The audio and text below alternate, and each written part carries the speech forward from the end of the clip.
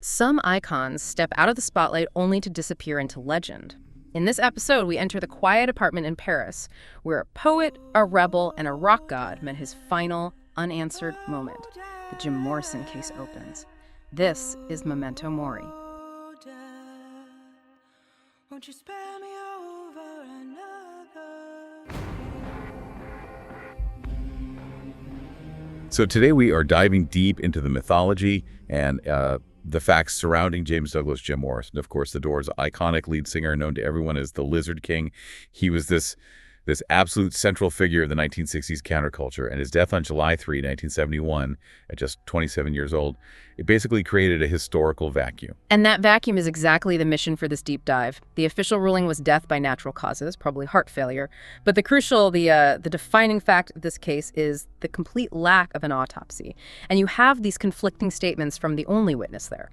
So this absence of hard forensic proof, it means the Jim Morrison case isn't just some old tragedy. It's one of rock history's greatest, most enduring cold cases. That failure right at the very start, the inability to perform a proper forensic investigation, that is the structural weakness that allowed this whole mystery to bloom for 50 years now. We have to understand the circumstances that allowed that procedural failure to happen. But first, let's set the stage for why Morrison was even in Paris to begin with. Okay, let's unpack that. Because by 1971, the pressure on him was it was immense, almost unbearable. The rock god status he'd achieved had become an absolute prison, and he was desperate for what he called his great escape. Yeah, you really can't overstate the impact of the legal issues he was facing. The core problem was that infamous 1970 Miami indecent exposure conviction. And this wasn't just some petty charge. He was sentenced to 6 months in jail.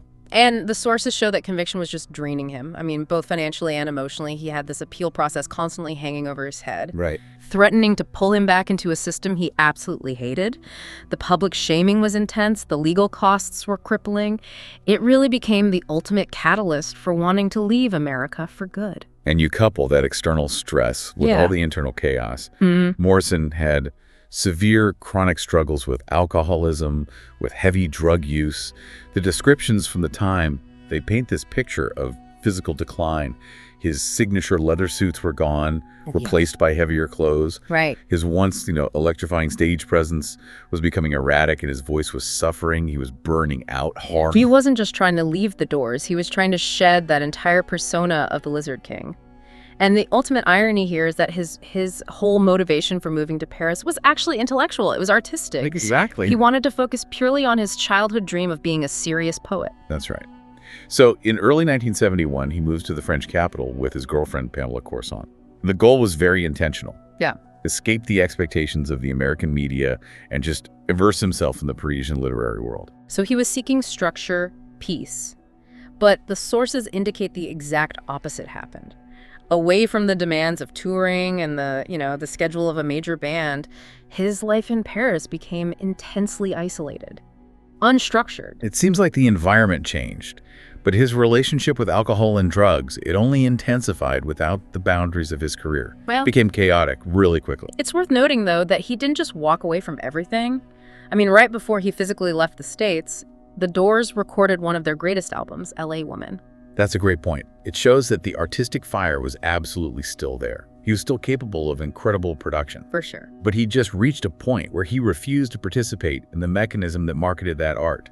He hated the fame more than he loved the rock music business. And that brings us to Paris, July 3rd, 1971. And the official story, which, it's built on a foundation of sand. The entire account hinges on the location. That apartment at 17 Rue Boutrey, and the testimony of Pamela Courson. Courson's story is simple, it's direct, and it's completely unchallenged by any forensic evidence.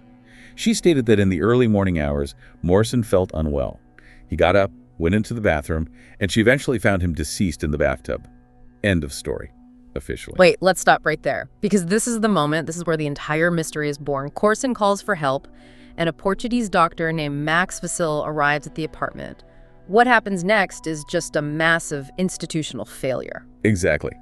Dr. Vasil examines the body. He concludes there are no outward signs of foul play, no obvious trauma, no sign of violence, and he rules the death as natural causes, probably heart failure. And you have to keep in mind, this doctor was likely called in the middle of the night to a celebrity death.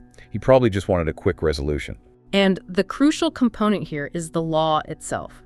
Because the death was ruled non-suspicious, French law at the time did not mandate an autopsy. So based on the assessment of one doctor who didn't know the patient's medical history, the official inquiry just stopped. The one piece of evidence that could have settled the cause of death forever was lost. And that procedural hole was deepened by what Courson did. The sources are very clear on this. She actively concealed Morrison's extensive history of chronic drug and alcohol abuse from the doctor. If she had disclosed that, any medical professional would have been forced to consider overdose or poisoning. Of course. Which absolutely would have mandated a deeper investigation and most likely an autopsy. But why would she risk that? I mean, if she knew the full extent of his use, wasn't she legally implicating herself in a cover-up by hiding it? That raises a really important question of motive. She might have been protecting herself from scrutiny, protecting the supply chain, Right. or maybe she was desperately trying to protect his poetic legacy. So his death wouldn't become some sensational drug overdose story. Exactly. We can only speculate, but that decision to hide his history sealed the case as natural causes. And the final really suspicious element of this initial narrative is the speed. I mean, they buried the Lizard King in secret just 4 days later. Yes, the haste and the secrecy. Morrison was interred at Père Lachaise Cemetery on July 7th, with only 5 people there.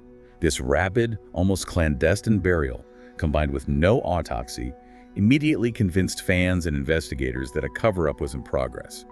It was simply too clean, too fast, and way too quiet for the death of a man that loud. And this is where it gets really interesting because the narrative we just discussed, the bathtub story, it completely unravels years later when conflicting witnesses finally start talking. The bombshell arrived in 2007 when a man named Sam Burnett, who was a club owner in Paris, published a book detailing a wildly different account. Burnett was the owner of a popular club, the Rock and Roll Circus. And his claim fundamentally contradicts everything Courson said. He says Morrison did not die in the bathtub at Rue Boutroux. Burnett asserts that Morrison died right there, in his club. Specifically, in a toilet stall, after taking an overdose of unusually high-purity heroin. Okay, so now we have 2 completely different death scenes, and the drug factor is critical here. Morrison was known to snort drugs, not inject them. So theorists suggest he either snorted a dose that was just far too pure and potent for his system, Or he was mistakenly given an injection meant for someone with a much higher tolerance. The key is that the dose was accidental and fatal. Yes. And Burnett's account goes further. It provides the motive for the cover-up. He claims that drug dealers, witnessing the death of this massive celebrity right there in a public place, panicked. They feared immediate legal repercussions and decided to move Morrison's body back to his apartment. Just imagine that scene. Drug dealers trying to covertly move the body of the Lizard King, who was, physically heavy and bloated from chronic drinking by this point across Paris in the dead of night, and then staging it in the apartment to look like a quiet, private death. It's dramatic, but it absolutely explains the rush to call a doctor who wouldn't ask too many questions. And if we look critically at the evidence, the Burnett theory addresses several inconsistencies that the official story never could. Namely, why Courson was so silent about the drug use, and why the burial was so quick. Right. The bathtub staging looks like the perfect way to neutralize the scandal of a nightclub overdose. And while Burnett's book offered the most detailed counter-narrative, we should mention that other theories did briefly surface. His friends rejected the idea of suicide, pointing to his intense focus on poetry and his renewed creative drive in Paris. Right. And years later, the singer Marianne Faithfull made this vague claim that her then-boyfriend was responsible for supplying the lethal dose. But, while interesting, neither of those assertions led to any substantial investigation, which leaves us ultimately focused on the conflict between the bathtub and the toilet stall. But the reason this case remains fundamentally unresolved, it hinges entirely on the sole witness who could confirm or deny any of this, the one who could say if the body was moved. Pamela Courson. Precisely. Her original, already shaky statements and her silence afterwards acted as the final barrier to the truth. She was the one and only gatekeeper who knew what happened that night. And the ability to ever pressure her for the truth ended very quickly and tragically. Courson died just 6 years after Morrison in 1974 in Los Angeles, also from an overdose. Her early death ensured that the true, unvarnished events of July 3, 1971 would likely never be known. The primary eyewitness testimony, the key to unlocking the whole thing, just vanished with her. And Connecting this back to the broader cultural impact, Morrison's death, coming just months after Janis Joplin and Jimi Hendrix, it cemented this devastating myth. Yes, that timing codified the notorious 27 Club. Because his death was shrouded in such profound mystery, it amplified his legendary status exponentially. I mean, we know exactly how Hendrix and Joplin died, but the unsolvable riddle of Morrison's passing allowed the myth to just transcend the man himself. So what does this all mean for you, the learner? Well, the case remains perfectly balanced between two possibilities drawn from the sources. We have the official narrative of a quiet, accidental death due to addiction, the natural causes ruling. Or we have the highly plausible scenario of a fatal overdose at a nightclub, followed by a deliberate and successful cover-up orchestrated by those who had the most to lose. Yeah. The drug element, potentially aided by Courson. Without the autopsy, we're just left to weigh motives against conflicting statements. So the question isn't just how he died, but what his mysterious ending tells us about the culture that built him up, crowned him the Lizard King, and then watched him self-destruct in the isolation of a foreign city.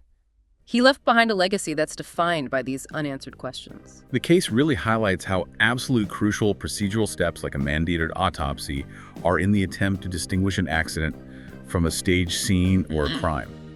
And in the absence of those hard clinical facts, the void is just inevitably filled by these powerful, enduring myths that continue to define a whole generation of rock history. Thank you for listening. To ensure you don't miss the next file in the Memento Mori collection, please like this video and subscribe. Until we meet again in the next dark story.